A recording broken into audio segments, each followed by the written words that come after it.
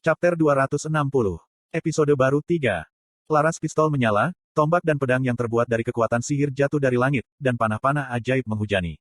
Petir yang disebabkan oleh kata-kata menyerbu, dan bila kekuatan sihir bulan sabit para ksatria meledak. Itu menggambarkan seluruh pertarungan. Setidaknya ada 10.000 monster di pihak lawan. Tapi kami semua memiliki kepercayaan diri melawan beberapa lawan banyak. Kami berempat, dengan bantuan 300 atau lebih ksatria, dengan mudah memusnahkan seluruh pasukan monster. Ksatria yang masih hidup pada saat ini adalah semua veteran perang. Petik 2. Setelah pertarungan usai, aku menghela nafas dan menyimpan senjataku. Saya telah menggunakan 3.000 peluru hari ini, dan bahkan Ailen dan Jin Sahyuk, yang merupakan monster kekuatan sihir yang terkenal, tampak kelelahan. Napas kasar para ksatria adalah satu-satunya suara yang terdengar. Ketika saya berbalik, sepasang mata besar menatap kami. Melihat mata muda Jin Sahyuk yang penuh kekaguman, saya bertanya-tanya bagaimana anak yang sangat imut bisa berubah seperti dia. Banyak hal yang tidak masuk akal. Hei. Pada saat itu, Ailen memanggilku. Aku bertarung karena kita tidak punya banyak pilihan, tapi sekarang setelah semuanya berakhir, apa kau tahu di mana sih kita sekarang? Benar, ini sepertinya bukan bumi. Apakah ini salah satu dari perangkap Orden? Jin Seyeon menambahkan. Sepertinya mereka tidak mengerti situasi yang mereka hadapi. Saya tidak bisa menyalahkan mereka karena sulit bagi siapapun untuk berpikir bahwa mereka dikirim ke dunia lain. Tidak, ini bukan jebakan. Agak rumit, tapi, berpura-pura seperti kita ada di dunia lain. Anda tahu, seperti novel Isekai. Petik 2. Isekai, apa itu? Petik 2. Aku akan memberitahumu secara rinci nanti. Ngomong-ngomong, bagaimana kalian berdua tertangkap? Petik 2. Mendengar ini, Ailen cemberut, saya tidak tahu. Saya pingsan dan saya dibelenggu ketika saya bangun. Petik 2. Oh, lalu bagaimana dengan monster-monster itu? Aku tidak tahu, mereka hanya mengejar kita. Hah, mengapa mereka? Petik 2. Pada saat itu, saya menemukan sesuatu di rambut Ailen. Itu bersinar sehingga cukup terlihat dengan mata saya. Meneliti lebih dekat, saya menyadari bahwa itu adalah fragmen kristal kecil. Saya dengan cepat mengambilnya dari rambut Ailen. Sama dengan. Bagian fragmen kontinental. Kristal yang mempertahankan masa lalu yang tercatat. Menimbulkan bau yang menarik monster. Sama dengan. Hah, apa itu? Sepertinya kristal ini yang menarik monster untukmu. Saya akhirnya menemukan kristal tanpa banyak usaha. Karena jendela pengaturan perubahan mengatakan ada 6 buah kristal, saya hanya perlu menemukan 5 lagi. Ngomong-ngomong, Fenrirsi, bisakah kamu menjelaskan ini kepada orang-orang di belakang kita? Jin Seyeon menunjuk ke orang-orang di belakangku, total 600 ksatria dan tentara yang menatap kami dengan hormat dan kagum. Keduanya adalah pendeta kita juga. Seperti yang saya katakan sebelumnya, kami memiliki kekuatan ilahi yang agak istimewa. Petik 2. Mereka tidak mengatakan apapun untuk menanggapi penjelasan saya. Mereka semua tampak tak percaya. Saya dengan cepat mengubah topik pembicaraan. Mereka membawa ternak untuk diberikan pada Plerion. Mereka langsung bereaksi. Ternak sama dengan makanan. Begitu kesadaran itu menghantam mereka, kerakusan muncul di mata mereka yang lelah. Ternak. Apakah itu yang kupikirkan? Apakah itu benar? Tepat saat aku akan menjawab mereka, sebuah tangan kecil mengulurkan tangan dan meraih lengan bajuku.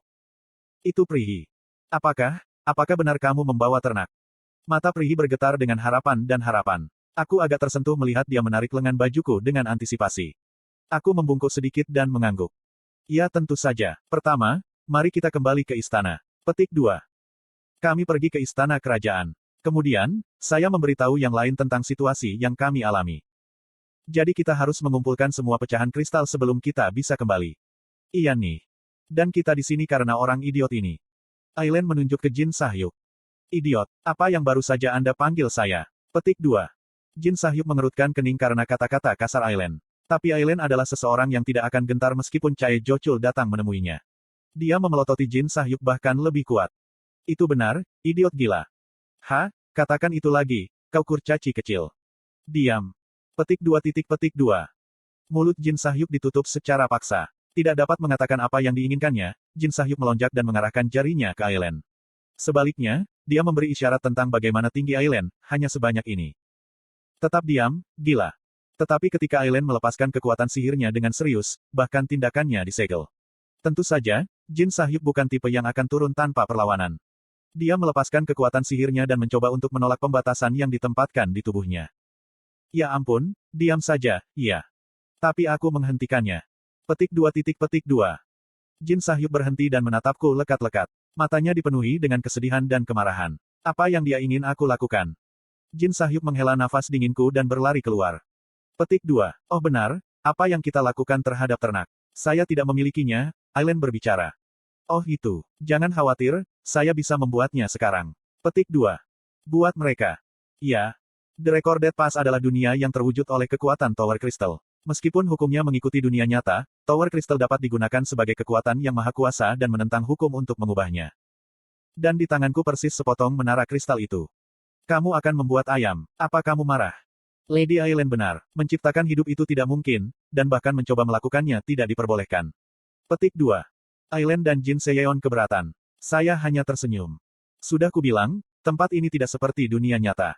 Saya memasukkan kekuatan sihir stigma ke dalam fragmen kristal. Karena terlalu kecil, dengan satu garis stigma, saya hanya bisa membuat ayam tunggal. Bok, bok. Hoa. Apa yang terjadi? Ketika seekor ayam tiba-tiba muncul entah dari mana, Aileen dan Jin Seyeon melompat kaget. Ini adalah kekuatan Tower Crystal. Wow, itu menarik. Bisakah saya melakukannya juga? Petik 2. Karena penasaran, Aileen menjangkau kepecahan kristal. Namun, saya tidak membiarkannya memilikinya. Tidak. Jangan pelit. Berikan di sini, itu milikku untuk memulai. Petik 2. Aileen sih tidak bisa melakukannya. Saya satu-satunya yang bisa. Petik 2. Apa? Mengapa? Aileen kemungkinan bisa mengubah lanskap atau sejenisnya dengan sedikit latihan. Tetapi menciptakan kehidupan sedikit berbeda. Kristal adalah kekuatan asal yang membentuk dunia ini, dan kekuatan sihir stigma adalah sesuatu yang bisa menjadi apa saja, kekuatan ilahi, bisa dikatakan. Saya bisa menciptakan hidup hanya dengan menggabungkan keduanya. Petik 2. Kamu tidak akan mengerti bahkan jika aku menjelaskannya. Anda tahu saya berada di peringkat 1 dalam teori di dunia, bukan? Anda harus melakukan banyak perhitungan di kepala Anda untuk mewujudkannya. Petik 2. Saya memberi alasan yang bisa dipercaya. Atau lebih tepatnya, itu yang tidak bisa disangkal oleh siapapun. Petik 2. Wow, kamu sangat luar biasa gelombang celana yang sangat pintar gelombang. Jangan menyindir, Nyonya Aileen. Keseriusan tiba-tiba Jin Seyeon membuat Aileen mengerutkan kening.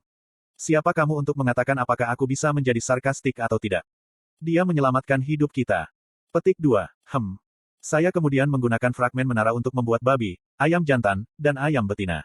Saya merasa sedikit linglung setelah menggunakan semua 5 stigma-stigma, tetapi obat penghilang rasa sakit yang kuat dari obat-obatan membuat saya merasa sedikit lebih baik. Petik 2. Saya menghela nafas sakit ringan yang tersisa dan memeriksa ternak. Sama dengan. Babi. Sebuah babi gemuk. Sepertinya enak. Ayam betina. Sebuah ayam betina yang bertelur banyak. Ayam jantan. Sebuah ayam jantan yang kawin dengan baik. Sama dengan. Untungnya, tidak ada yang salah dengan mereka. Sekarang, mari kita lihat. Saya mengeluarkan dadu acak. Memulihkan modal Clarion adalah tujuan kedua. Saya melempar dadu sambil memikirkan barang-barang yang bisa membantu situasi makanan mereka. Beras cepat tumbuh. Gandum yang tumbuh cepat. Jagung yumi. Kentang asin. Semen kinerja tinggi. Karena kami tidak berada di Tower of Wish, saya tidak mendapatkan barang seperti fantasi. Tetapi yang saya dapatkan lebih dari cukup untuk membantu situasi Clarion saat ini. Kau benar-benar memiliki banyak keterampilan aneh. Aileen bergumam kagum. Ayo kita berikan ini. Aku mengintip melewati pintu. Setelah mendengar bahwa kami sedang bersiap untuk menawarkan ternak kepada raja, banyak kesatria menunggu dengan bersemangat di luar ruangan. Saya mengambil satu ayam, dan Jin Seyeon dan Aileen mengambil babi dan ayam yang tersisa. Saat kami membuka pintu, para ksatria yang menunggu di luar mendekati kami.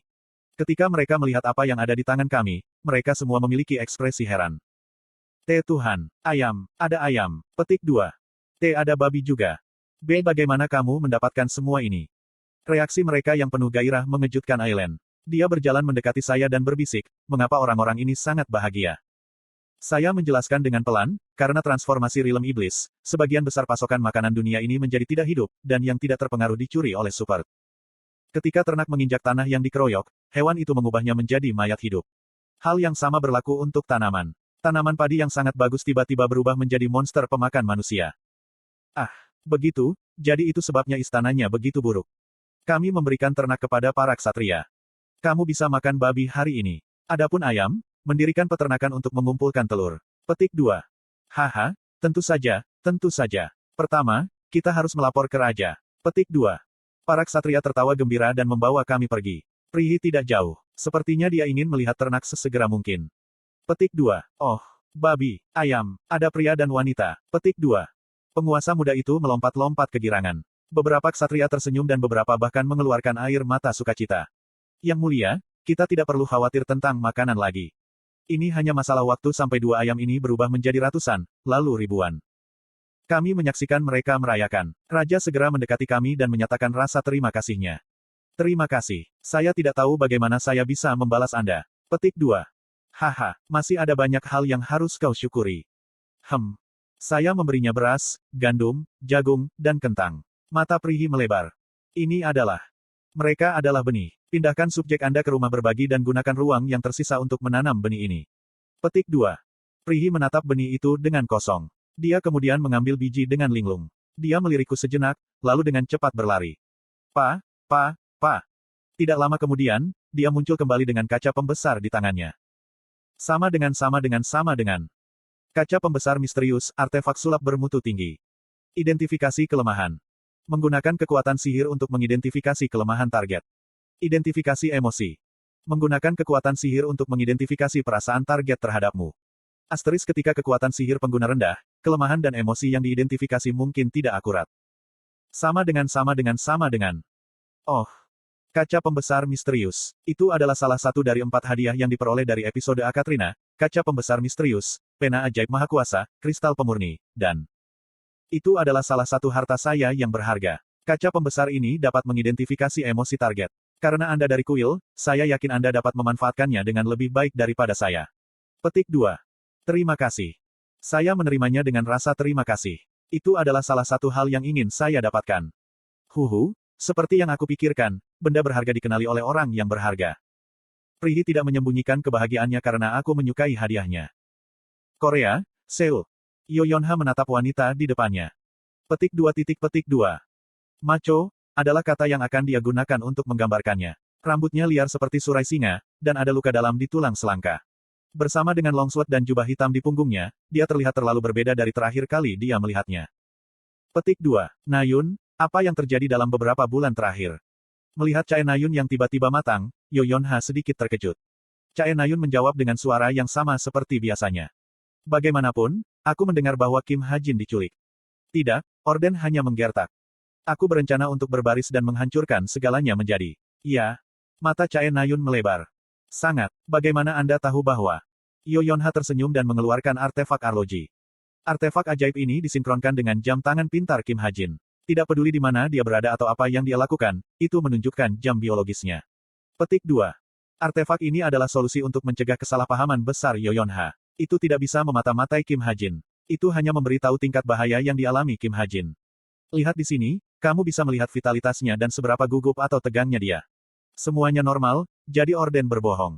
Dia hanya mencoba menakuti kita. Petik 2. Lalu bagaimana dengan para pahlawan lainnya? Mereka mungkin bersama Kim Ha-jin. Lady Aileen ingin membawa Kim Ha-jin bersamanya, dan koordinat GPS mereka tumpang tindih sejenak. Petik 2. Yoyonha menjawab dengan tenang dan tenang. Melihatnya seperti ini, Chae Nayun membuat wajah bingung. Pikiran berikut muncul di kepalanya, lalu apakah saya harus kembali ke Himalaya? Saya kembali tanpa alasan karena saya bodoh. Petik 2. Pada saat itu, Yoyonha tiba-tiba bertanya. Nayun, saya tahu ini mungkin bukan saatnya untuk menanyakan hal ini. Tetapi apakah Anda siap untuk bertemu dengannya? Chae Nayun tersenyum mendengar kata-katanya yang mengkhawatirkan, tentu saja. Ini tentang waktu. Anda tidak perlu khawatir. Petik 2. Melihat Chae Nayun, Yoyonha tersenyum pahit. Bagaimana jika Chae Nayun dan Kim Ha-jin datang bersama menggunakan kesempatan ini? Seharusnya itu hal yang baik, tapi Yoyonha merasa hatinya sakit hanya memikirkannya. Petik 2. Begitu, aku senang. Yoyonha cerdas dan analitis. Dia tahu mengapa dia merasa seperti ini. Yoyonha telah memikirkan tentang bagaimana Kim Ha-jin mengetahui rahasianya yang memalukan. Ramen dan hamburger. Jigae dan gukbap. Kok dan sprite. Itu semua adalah selera unik yang tidak akan pernah dia ungkapkan kepada siapapun. Tapi Kim Ha-jin tahu tentang mereka. Mengingat bahwa dia adalah returner, Yoyonha hanya bisa menebak bahwa mereka adalah sepasang kekasih, atau setidaknya sedekat kekasih. Dalam hal itu, hubungan apa yang dimiliki Kim Ha-jin dengan Chae Nayun sebelum dia kembali tepat waktu? Apakah dia lebih dekat dengannya daripada aku? Atau apakah dia sedekat? Pikiran Yoyonha tidak berlanjut lebih lama. Paat. Percikan cahaya besar melintas di langit. Terkejut, Yoyonha dan Chae Nayun memandang keluar jendela. Paat. Lampu kilat berlanjut berturut-turut. Itu jauh lebih ganas dari biasanya. Paat. Kilatan cahaya ketiga mencerahkan seluruh dunia. Kali ini, cahaya bertahan agak lama, seolah-olah matahari lain diciptakan di langit. Hei, Yonha, itu. Iya, itu Tower of Wish. Yonha dan Chae Nayun menatap langit dan menyadari bahwa itu tidak akan lama. Sampai kesimpulan dari Menara Harapan. Akatrina Benua. Hari kedua. Pasukan kuda raja berangkat untuk menemukan Yi Yonha, Shin Jonghak, dan Seo Yongji. Selanjutnya, kandang ayam selesai dalam waktu kurang dari sehari. Hari ketiga. Prihi pergi untuk melihat kepemilikan istana sekarang yang paling berharga, kandang ayam. Dia tersenyum melihat ayam bertelur. Dia menghabiskan banyak waktu duduk di kandang, mendengarkan omelan ayam-ayam itu. Hari keempat. Benih ditanam di tanah pertanian dipandu oleh Jin Seyeon. Meskipun tanaman tumbuh dengan cepat, banyak warga yang tidak sabar diam-diam menggali tanaman dan memakannya, menyebabkan keributan kecil di ibu kota. Hari kelima. Kekuatan sihir dan semen memperkuat dinding kastil. Kiik. Dan sekarang, larut malam pada hari keenam. Jin Sahyuk menyusup ke perpustakaan rahasia istana kerajaan seperti yang telah dilakukannya selama beberapa hari terakhir. Itu untuk mengingat wajah seorang pelayan yang pernah dimilikinya. Seharusnya di suatu tempat di sini. Lebih dari 30 tahun telah berlalu sejak itu. Meskipun Jin Sahyuk lupa penampilannya di bawah segel memori dan waktu buatannya, dia ingat namanya dengan jelas. Dia tahu bahwa perpustakaan kerajaan memiliki catatan dan potret setiap ksatria. Tahun 550, tanggal 3 Juli. Dia telah memeriksa tahun 547 sampai 549 dalam beberapa hari terakhir, dan sekarang saatnya untuk melewati tahun 550. Ketika semua orang yang memasuki istana kerajaan bahkan pernah dicatat, ada banyak halaman yang harus dia selesaikan. Kinspring. Ah, fuck. Bagaimana sih 50.000 halaman? Jin Sahyuk mengutuk dan menghela nafas, tetapi dia terus membalik-balik halaman. Persalinan kasar adalah satu hal yang paling dibencinya di dunia, namun ia mendapati itu sebagai hal yang paling penting saat ini. Sama seperti itu, 1 jam, 2 jam, 3 jam berlalu. Sampai jam 4 pagi ketika seorang ksatria patroli memasuki perpustakaan, Jin Sahyuk terus melihat-lihat catatan. Ketuk, ketuk. Pada saat itu, dia merasakan kehadiran berjalan melalui lorong di luar. Seorang ksatria yang rajin belajar berkeliling lebih awal. Petik 2 tanda seru petik 2. Kemudian, tepat ketika ksatria itu akan memasuki perpustakaan, Jin Sahyuk menemukan nama seorang pelayan. Dia merasakan detak jantungnya lebih cepat saat dia memeriksa namanya. Kinspring Inter. Pelayan pertama dari putri yang ditinggalkan, Prihi, Kingspring of the Inter Clan. Musim dingin Kinspring. Melihat nama ini, kenangan lama muncul kembali di benaknya. Sebenarnya, Kinspring tidak memiliki nama belakang karena ia memiliki latar belakang yang lebih umum.